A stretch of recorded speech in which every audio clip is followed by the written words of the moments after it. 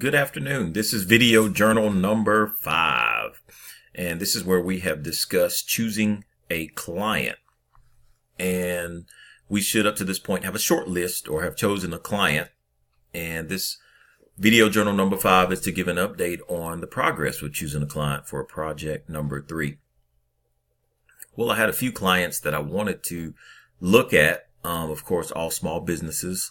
The first client was a young lady who has a baking business. She bakes pies, cakes, cupcakes, does caterings, and, anybody who has a sweet tooth, cookies, the whole nine.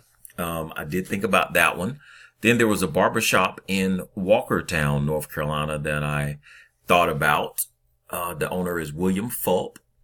And, the barbershop, there are certain times of the week I've noticed riding by there that it doesn't seem to have a lot of clients on certain days, or not a lot of people are there. So I thought about that barbershop.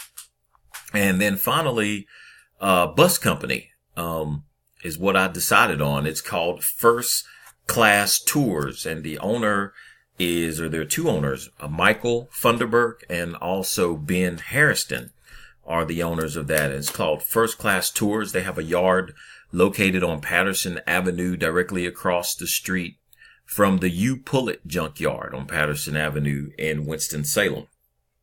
So I think I'm going to go with that because I haven't had an opportunity to really discuss with them in detail their business model, what they need, what they desire, what they're looking for. But on the few times I've ridden by there on the weekend, although the business owners have not been there, I have seen a few times where there are buses still parked in the bus yard there, which in my opinion is not what you want. You want to keep those tires turning, because if the tires are turning, I would assume that you're not making much money at all if the tires are just sitting there and not turning.